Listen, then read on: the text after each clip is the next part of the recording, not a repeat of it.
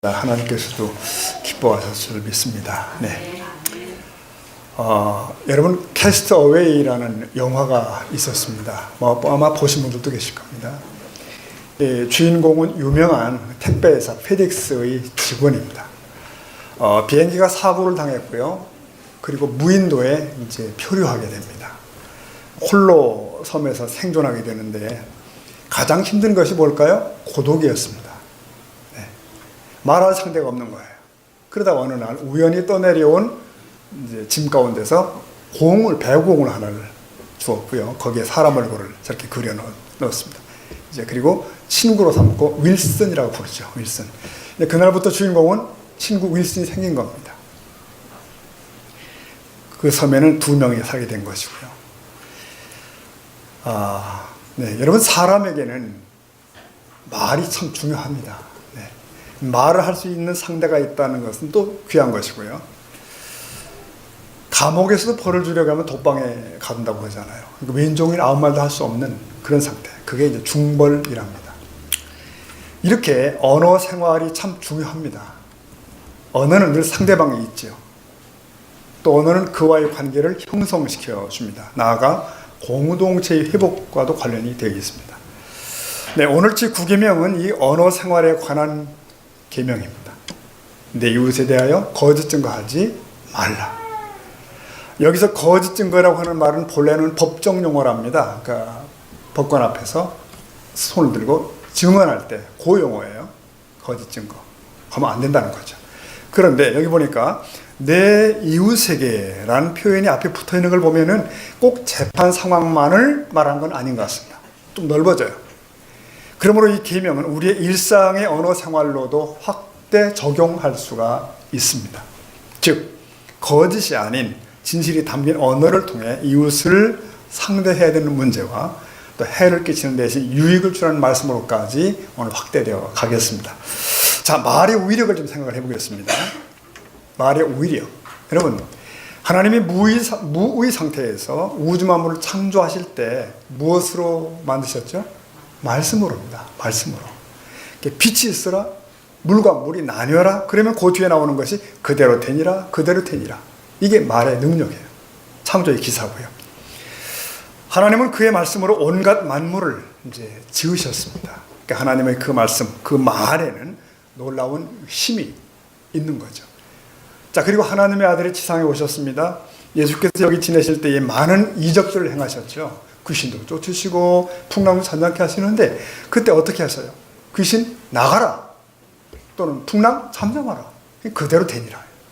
병자들도 많이 고치셨는데 내 믿음대로 될지어다 이러셨는데 많은 경우에 그 말씀대로 고침을 받은 줄로 믿습니다. 이 말씀에는 뭐가 있어요? 권세가 있습니다.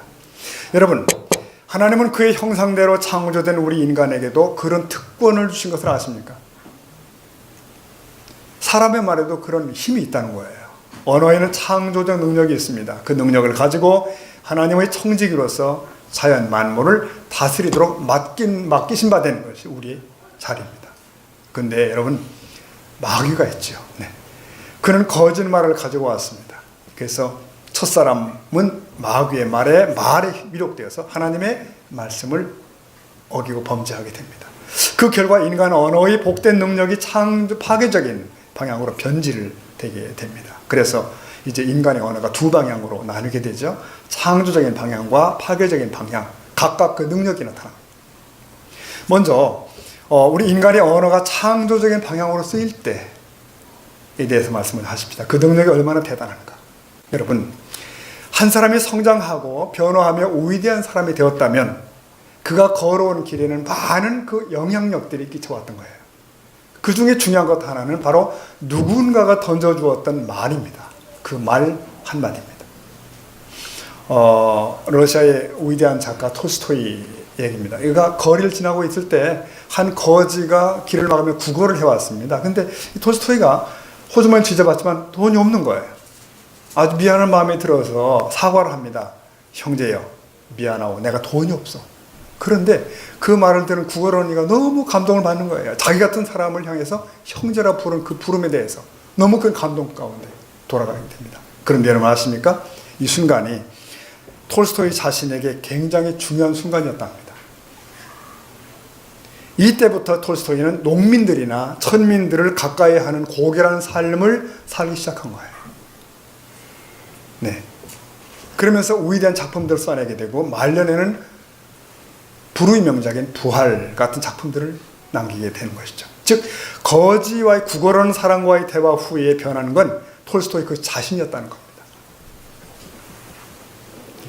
자, 이제 우리 주위를 둘러보실까요? 우리 주위를 보면은 만일 우리 주위에서 주목을 받거나 존경을 받는 사람이 있다면 반드시 그가 거기에 이르기까지 누군가의 말에 영향을 받았을 겁니다. 네, 그것이 물론 어릴 때 어머니일 수도 있고요. 어머니, 학교 선생님일 수도 있고, 혹은 뭐 교회 선생님일 수도 있겠죠. 혹은 주위에 누군가의 격려 혹은 도전을 받은 겁니다. 어쩌면 여러분에게도, 저와 여러분에게도 그런 기억도 있을 것 같습니다. 누군가의 그 한마디를 막 기억하시는 분들이 있을 거예요. 그때 그가 해줬던 말을. 저도 좀 생각을 해봤습니다. 했더니 딱 맨 먼저 떠오르는 것이 초등학교 2학년 때 선생님, 담임 선생님.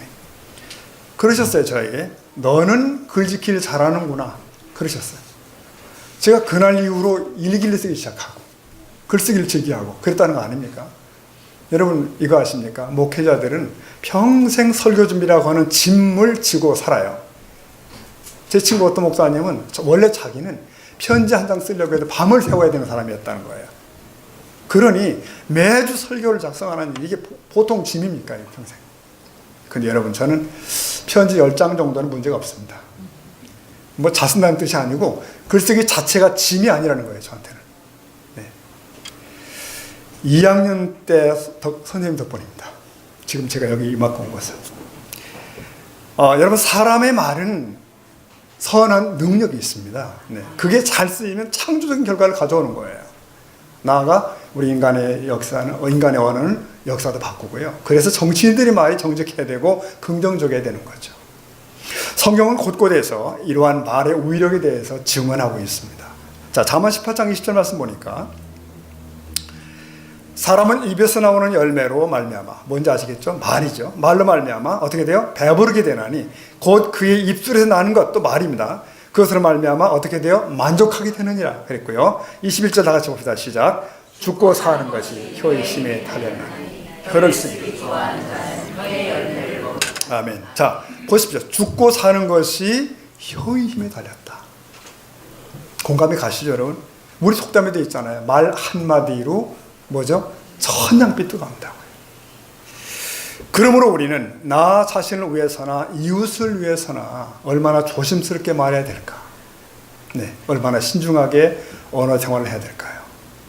이와 같은 말의 위력을 인식할 때 비로소 우리는 제9계명의 의미를 혹은 9계명의 중요성을 깨닫을 수 있고 잘 지켜낼 수가 있습니다. 자, 이제 이 거짓말 혹은 거짓 증거의 원인, 왜 하게 되지? 원인을 좀 생각해 보겠습니다. 물론 여러분, 우리가 진실을 말하려면 우리가 새 사람이 되어야 됩니다. 우리가 거짓을 말하는 이유는 사실은 타락한 본성의 그 뿌리를 두고 있기 때문에 그래요. 일반적으로 거짓을 말하는 동기들 혹은 원인들을 몇 가지를 짚어보겠습니다. 악함이 있습니다. 악함. 원래 그 마음이 악할 때 당연히 거기서 악한 말 혹은 악한 거짓말이 나오게 되는 겁니다. 두려움도 있어요. 저 말이 내게 큰 해로 돌아올 것 같은 생각이 들 때, 두려워할 때 거짓을 말하게 됩니다. 피하려고. 네. 부주의가 있죠, 부주의. 그래서 아무 생각 없이 농사마할 때 혹은 때로는 분위기 휩쓸려서 거짓을 말하게 될 때가 있습니다. 그 다음 뭐예요? 자기 자랑도 있습니다. 자기를 막 자랑하려다 보니 부풀리게 되고, 네. 또 상대적으로 남을 깎아내리게 되고, 진실을 왜곡하게 됩니다. 욕심도 있습니다. 욕심. 내게 유리하게 되도록 상황을 조작하고 진실을 왜곡하게 되면서 자꾸 이 거짓을 자꾸 만들어가게 돼요. 보십시오. 뭐 그 외에도 많겠죠. 이런 류의 거짓말의 원인들이 참 많습니다. 근데 한마디로 종합하면 인간의 죄성 때문입니다. 그리고 그 배후 조종자로 악한 영 마귀가 활동하고 있습니다. 마귀는 인류 역사 대대로 하나님의 일을 방해하는 사명을 띠고 이 땅에 태어났다. 국민교육 권장이죠. 그런 게 있는 거예요. 그러니까 성자 예수님은 인류 역사 초기에 벌어진 거짓말의 전말을 알고 계십니다. 뭐예요? 마귀의 첫 번째 시도가 하와를 속이는 것이었고요. 선악과 그거 별거 아니야. 하나님 금지령 따를 필요가 있어? 굳이 먹으면 내 눈이 밝아져 라고 하는 거짓말로 하와를 해유하죠. 그날 이후로 마귀는 얼마나 많은 사람들을 속여왔는지, 또 그들이 거짓을 말하는 자가 되게 했는지 몰라요. 여러분, 구약과 신약을 한번 생각해 보십시오. 수많은 사람들이 막 거기 보면 거짓을 말하고 거짓을 증언하고 그럽니다. 여러분, 성경에는 순수한 믿음의 사람들만 나오지 않지요. 이 땅에 다양한 아담의 후손들이 다 나옵니다. 온갖 인생들이 다 나와요. 그래서 성경 얘기 속에는 온갖 세상의 죄악과 부끄러운 행위들이 다 나오는 것입니다. 그래서 예수님은 당시 유대인들에게 이 마귀를 설명하면서 이런 말씀하셨어요. 요한 8장 44절에 보면은 그는 처음부터 살인한 자요, 진리가 그 속에 없으므로 진리에 서지 못하고 거짓을 말할 때마다 제 것으로 말하라. 네, 그 다음 읽어볼까요? 이는 그가 거짓말쟁이요 거짓의 아비가 되었습니다. 이게 마귀는 본래적으로 거짓말쟁이라고 말씀하셨고요, 또한 거짓말하는 자의 아비라고 말씀하셨습니다. 그러므로 우리가 만일 고의적으로 거짓말을 계속하고 살아간다면 그것은 내가 마귀의 내 자식임을 증명하는 것이라는 말씀이죠. 두려운 말씀이죠, 여러분. 자, 이제 거짓 증거 혹은 거짓말의 종류를 좀 몇 가지 살펴보겠습니다. 거짓 증거에는 참소가 있습니다. 아시죠? 참소. 이건 고의적으로 다른 사람의 약점과 과거를 들추어서 그 사람을 파괴하게 되는 거예요. 언제나 참소는 약간의 사실을 포함하지만 그러나 과장이 들어가고 거짓이 들어갑니다. 참소는 마귀가 가장 즐겁게 사용하는 패턴이랍니다. 요한계시록 12장 10절 말씀 보면 이런 말씀이 있습니다. 이제 우리 하나님의 구원과 능력과 나라와 또 그의 그리스도의 권세가 나타났으니 우리 형제들을 참소하던 자, 마귀입니다. 곧 우리 하나님 앞에서 밤낮 참소하던 자가 쫓겨난 날이 옵니다. 이제. 그런데 지금은 그 짓 합니다. 하나님의 자녀들을 참소하고 또 우리가 서로를 참소하게 만들고 그럽니다. 그러므로 사단의 영으로 행동하는 자들은 언제나 참소하는 데 바쁘다, 이렇게 볼 수 있어요. 결국 참소는 언제나 이웃에게 불행을 안겨주도록 되어 있습니다. 성경은 이것을 비방, 험남, 흉을 봄, 참소 이렇게 다양하게 표현하고 있습니다. 디모데전서를 읽다 보면은 교회의 직분자가 되려면 이 참소를 하지 말아야 된다라고 지목합니다. 그 3장에 보면은 특히 집사의 자격을 논할 때 참소하지 말아야 될 것을 얘기합니다. 네. 욥기 1장 2장 여러분 기억해 보시면 거기 보면 하나님 앞에서 마귀가 의인 욥을 어떻게 해요? 참소합니다. 욥 아무것도 아니라고, 그 믿음도 없는 자라고 계속 그렇게 얘기하잖아요. 참소. 우리가 참소에 빠지면 안 될 것 같습니다. 그 다음 거짓 증거에는 아첨이 나옵니다.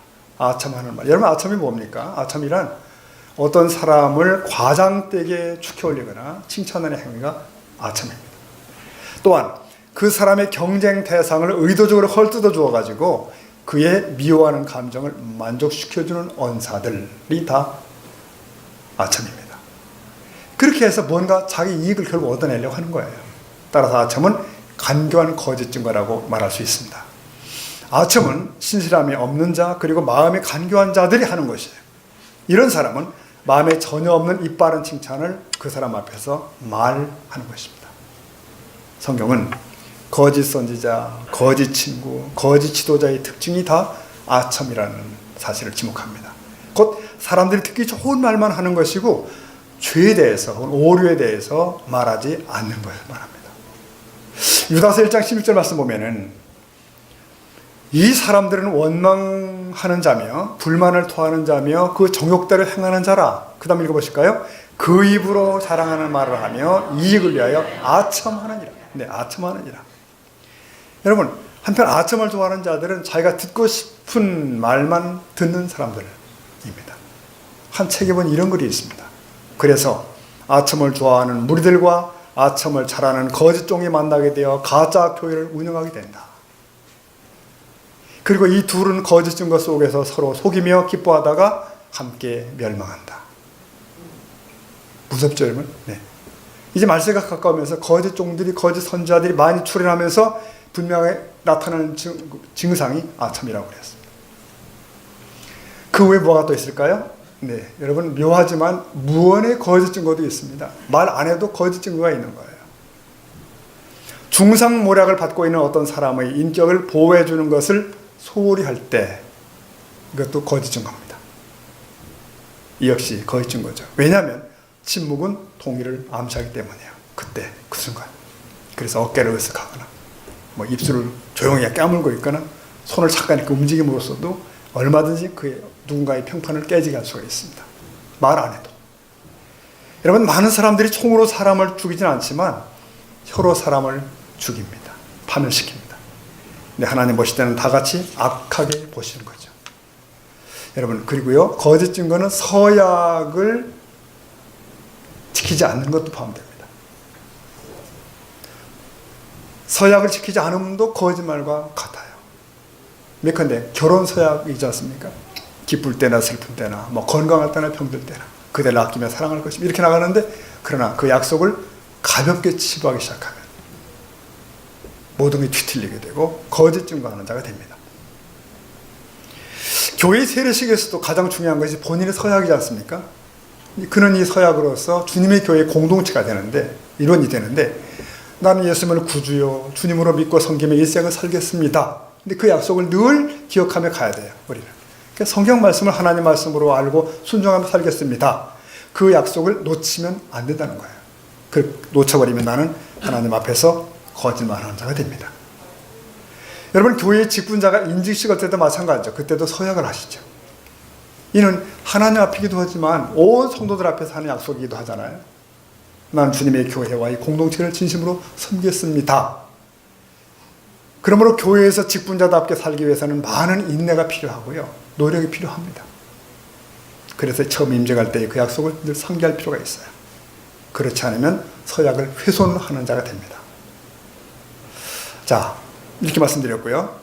조금 설명하기가 조금은 어려운 부분을 말씀을 드리겠습니다. 선의 거짓말이라면 들어보셨어요, 여러분? 네, 선의 거짓말. 악의는 없다 이거야. 네. 하얀 거짓말이라고도 합니다. 일종의 상황률인데요. 그러니까 어쩔 수 없는 상황이라 거짓말을 했다. 이런 내용들이 이제 보통 선의 거짓말을 합니다. 설명이 복잡하고 어려울 수도 있는데 성경에도 나오죠. 자, 이렇게 구약을 읽다 보면 다윗도 거짓말을 합니다. 높성 가서 아히멜렉 제사장한테 여차여차 말해가지고 떡을 얻어내는데 이게 다른 사람에게 피해 준 것도 아니고 그 위기 순간을 회피한 거니까 괜찮지라고 봐야 되는가? 또 혹은 이런 류의 거짓말은 합당한가? 이런 몇 가지 질문이 나오는 것입니다. 여러분 답은 이것입니다. 진실이 최상이며 진실을 가리우거나 왜곡하는 일은 옳다고 할 수 없다. 여기까지가 정답입니다. 여러분 그러나 우리가 때로는 거짓말 할 때가 있어요. 상황상. 다윗의 이 거짓말은 그러니까 최선책이라기보다는 차선을 택한 거라고 보면 됩니다. 차선책. 보세요. 일단 거기 성에서 제사장에 한 거짓말은 자신과 부하들의 생명을 구하기 위해서 할 수 없이 한 것이다. 이렇게 볼 수 있습니다. 이것은 더 큰 악을 막기 위해 적은 악을 택한 경우라 볼 수 있는데 다윗과 그 부하들이 굶주려 죽는 일을 막기 위해서 거짓말을 했다는 그런 얘기죠. 자선책을 택했다 그런 얘기입니다. 그러면 이 경우의 최선책은 뭘까요? 최선책은 다윗이 제사장을 찾아가서 거짓말을 하는 대신에 자신과 부하들이 먹을 양식을 달라고 하나님께 전폭적으로 기도했어야 한다는 거예요. 매달렸어야 한다는 이 문제 가지고. 만약 다윗이 그렇게 했다면 하나님 반드시 이 문제를 풀 수 있는 길을 주셨다는 것입니다. 주신다는 거예요. 이게 우리가 믿는 하나님이십니다. 아멘. 만약 다윗이 그렇게 했다면요. 훗날에 벌어진 비극도 막았을 거예요. 제사장이 다윗 일행에게 떡을 줬기 때문에 다 죽잖아요. 사울왕한테. 네. 이건 마치 아브라함이 가나안을 떠나서 애굽으로 갔을 때를 연상시킵니다. 아브라함도 아내를 뺏기고 나도 죽고 그런 걸 피하기 위해서 뭐 해죠? 내 아내가 내 여동생이라고 이렇게 이제 거짓말을 하죠. 네. 위험을 피하기 위해서 이제 아내가 누이라고 거짓합니다. 그도 차선을 택한 거예요. 그럼 최선은 뭐죠? 최선은 아브라함이 하나님을 신뢰하고 가뭄에도 불구하고 가나안을 떠나지 않았어야 된다는 거예요. 그게 최선입니다. 그러나 그는 애굽으로 갔고 이로 인해서 이방 왕에게 수치를 당하게 되고 또 거짓말해야 되는 어려움을 겪게 된 겁니다. 여러분, 여기서 교훈이 있습니다. 이와 같이 우리 믿음의 사람들이 하나님이 정해주신 자리를 떠나면 계속해서 다른 죄를 짓게 됩니다. 뭔가를 그렇게 하게 되는 거예요. 자, 여기까지 요지는 이것입니다. 우리는 급한 경우에도 하나님의 능력을 의지하고 신뢰해야 될 줄로 믿습니다. 어떤 경우에라도 거짓말을 하지 않도록 그렇게 노력해야 되는 거예요. 혹자는 이 세상에서 거짓말을 하지 않으면 살아남기 어렵다고 말하기도 합니다. 네, 그러나 하나님의 능력과 도우심을 믿고 거짓을 우리는 피하는 것이 참 그리스도인인 줄로 믿습니다. 성도 여러분, 우리가 좁은 길을 걸어야 한다는 말이 바로 이것이에요. 이게 좁은 길입니다. 세상 사람들은 거짓이 당연하다며 넓은 길로 갑니다. 하나 우리는 다르다 이겁니다. 우리가 짊어질 십자가가 따로 있습니다. 그래서 진실을 말하기 어려우면 차라리 그때는 침묵이라도 해야 된다는 거예요. 입으로 거짓하는 것보다 나은 거죠. 자, 그러면 우리가 만약 거짓했다, 혹은 거짓 증거를 범했던 거짓 증거의 결과는 어떤 것일까요? 네, 우의증인데, 우의증은 이스라엘 사회에서 중요한 범죄로 취급이 되었습니다. 오늘날도 뭐 그렇습니다만은, 이 모세 율법에 따르면 만일 어떤 사람의 증언이 거짓으로 판명이 된다면 그 우의증자는 어떻게 될까요? 피고인이 받을 모든 형벌을 대신 받도록 규정되어 있습니다. 거짓은 상대방에게 돌이킬 수 없는 해를 가하는 행위이기 때문에 그렇습니다. 자, 열왕기상 21장을 읽다 보면 악한 왕이 나봇의 포도원을 강제로 뺏는 장면이 나옵니다. 왕이 포도원을 탈취하기 위해서 거짓 증인, 거짓 증언자들을 세워요. 우의증시킵니다. 이게 우의증죄의 가장 아주 대표적인 예라고 볼 수 있겠어요. 악하죠. 예수님께서도 이런 일을 많이 겪습니다. 유대인들은 예수가 종교적으로 신성모독죄를 범했다고 계속 모함합니다. 또한 정치적으로 황제 반역죄를 꾀한다고 또 계속 모함합니다. 이런 거짓 증거로 결국 예수님은 고소를 당했고 죽음에까지 가죠.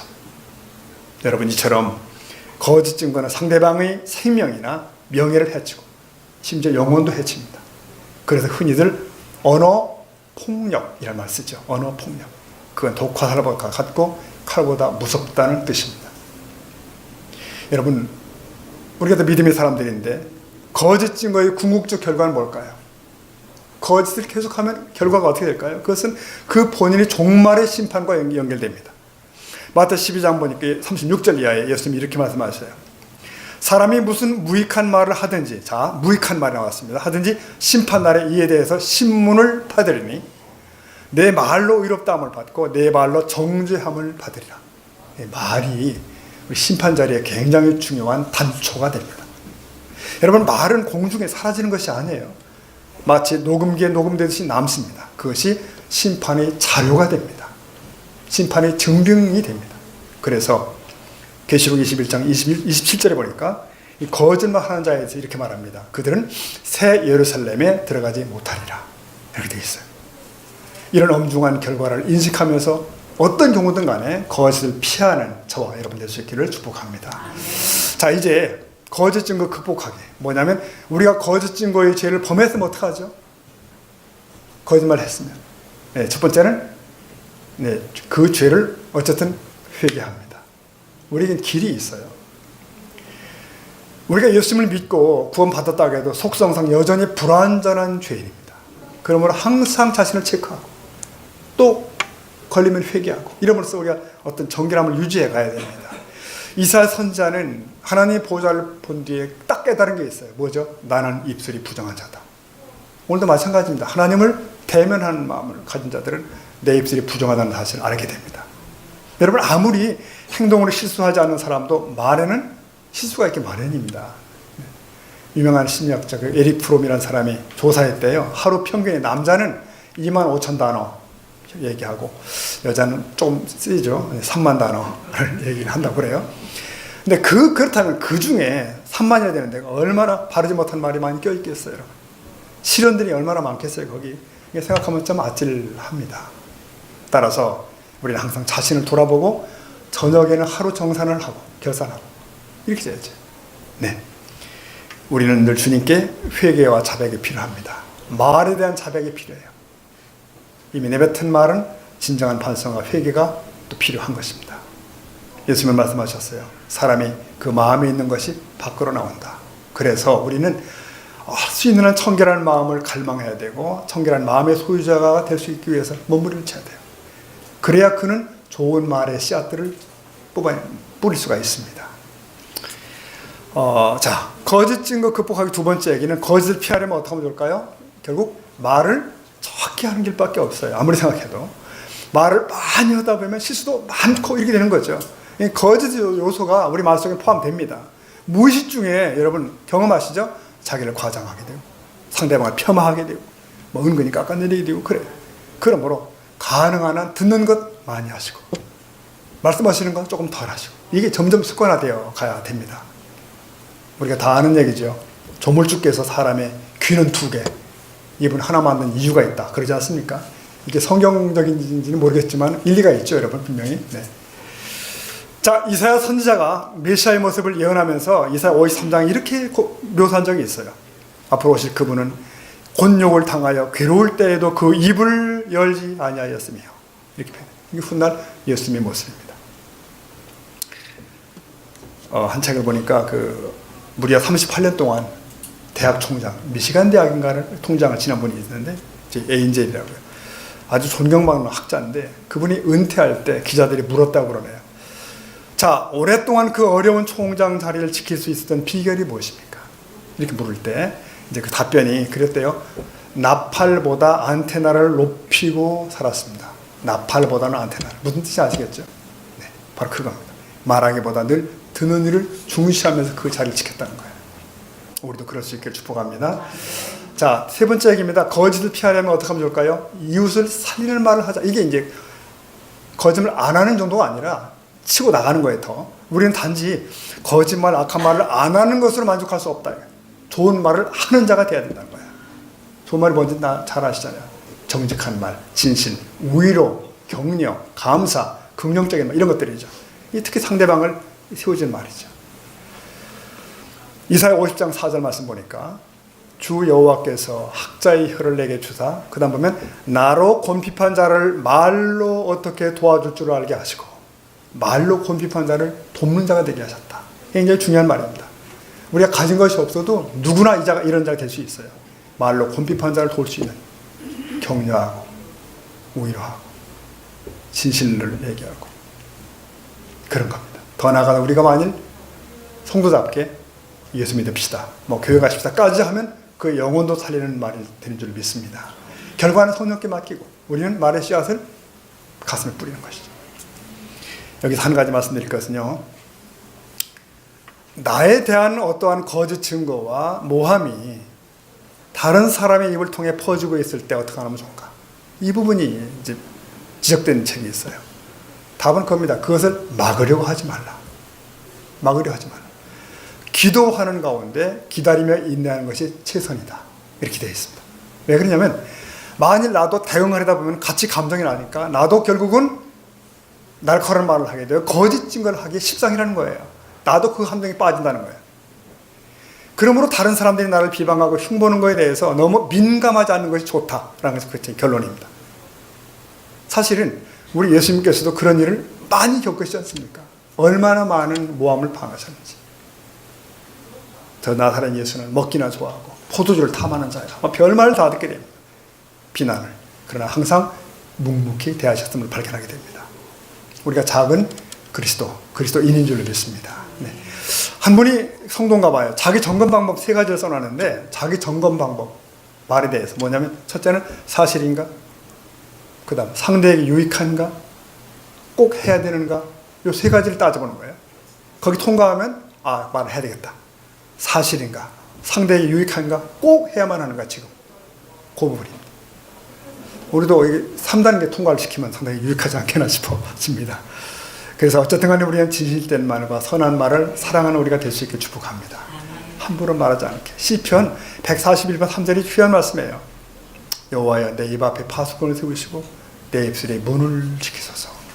한번 읽어봅시다. 시작. 여호와여 내 입 앞에 파수꾼을 세우시고 내 입술에 문을 지키소서. 네, 이런 기도 없이 자기를 지키는 자가 없습니다. 우리 가운데. 이 기도가 필요한 줄 믿습니다. 말씀을 매듭하겠습니다. 우리 부모들은 특히 자녀가 어렸을 때부터 이 부분을 기억할 필요가 있습니다. 정직한 사람이 되도록. 부모들의 행동과 언어 생활은 자녀들이 그대로 이렇게 이어지는 걸 우리가 많이 봅니다. 할 수 있는 바른 모습을 보여줘야 된다 이거죠. 정직치 못한 말, 행위를 보여주면 그게 그대로 흘러가게 돼요. 자녀 가운데 그게 나타나게 되면 바로 잡아줘야 된다는 것이죠. 근데 오히려 반대의 경우를 행하는 우리 부모들이 무분별한 행위도 있습니다. 어디 보니까 이런 것들이 나와요. 속여 거짓말하고서 놀이기구를 태우는 엄마. 네. 또 자녀들의 손을 잡고 새치기 하는 부모. 앞서가려고 말이죠. 또 나이를 낮추어 목욕비나 입장료를 내지 않게 하는 할머니. 우리 할머니들도 조심하셔야 됩니다. 네. 이게 아이들에게 어떤 영향을 끼치냐면 거짓말은 편리한 거야. 그렇게 된다는 거야. 나쁜 가치관을 주입시킵니다. 그러면 나중에 제 9계명 아무리 설교해도 안 들리는 겁니다. 네. 어떤 독일 심리학자가 조사해 보니까요. 거짓말은 나쁘냐라는 질문에 대해서 아이들에게 더 많은 아이들이 나쁘지 않다고 생각한다. 라고 답을 했다는 거예요. 심지어 어떤 아이들은 이 거짓말을 생활기술로 생각해요. 생활기술. 도덕의 문제가 아니라 생활의 테크닉이다. 이렇게 봤다는 거예요. 이게 얼마나 참 두려운 얘기입니까? 이렇게 작은 거짓이 익숙해지면 이제 큰 거짓으로 갑니다. 일생이 망쳐지게 되죠. 여러분 사도 바울은 성도들에게 이렇게 말씀했습니다. 에베소 4장 25절. 그런즉 거짓을 버리고 그 다음에 읽어봅시다. 각각 그 이웃으로 더불어 참된 것을 말하라. 이는 우리가 서로 지체가 됨이니라. 아멘. 거짓을 버리고 참된 것을 말하라. 여기서 우리가 마치면서 기억해야 될 것은 우리의 말은 씨앗과 같습니다. 어느 시인의 말처럼 씨앗과 같아요. 그래서 우리는 매일의 삶 속에서 어떤 씨앗을 뿌리고 있는가를 생각할 필요가 있어요. 그 씨앗이 나의 마음에, 이웃의 마음에 떨어져 싹이 트고 꽃이 피고 열매까지 맺게 되죠. 하나님은 씨앗을 뿌린 그대로 거두게 하신다고 약속하셨거든요. 뿌린 대로 거둔다. 그러므로 거짓되고 악한 말로 씨를 뿌리면 당연히 저주와 심판의 열매를 거두게 되는 것이겠죠. 그러나 진실되고 선한 말로 씨를 뿌리면 복과 영광의 열매가 임할 것을 믿습니다. 자, 그러므로 성도 여러분, 우리는 단순히 이제 난 거짓말 안 해 이 정도가 아니라 거짓 증거하지 않는 정도가 아니라 더 나아가셔야 한다는 거예요. 진실된 말을, 선한 말을 많이 할 수 있기를 축복합니다. 그리고 영혼을 살리는 생명의 말씀까지 많이 뿌릴 수 있다면 우리는 생명 구원자가 될 수 있을 겁니다. 그러면 여기서 삶의 열매, 축복의 열매들이 주렁주렁 맺힐 것이고요. 이런 확신과 소망을 가지고 언어 생활에 있어서 반드시 승리하는 저와 여러분 될 수 있기를 축복합니다. 아멘. 자, 시편 19편 14절 같이 읽고 마치도록 할까요? 같이 시작. 나의 반석이시여 나의 구속자이신 여호와여, 내 입의 말과 마음의 묵상이 주님 앞에 연락되기를 원하나이다. 아멘. 이게 너무 좋은 성경 구절이라 이게 복음서가 된 거 아시죠? 근데 이 찬양 우리 같이 한번 좀 마음 담아서 불러보도록 하겠습니다.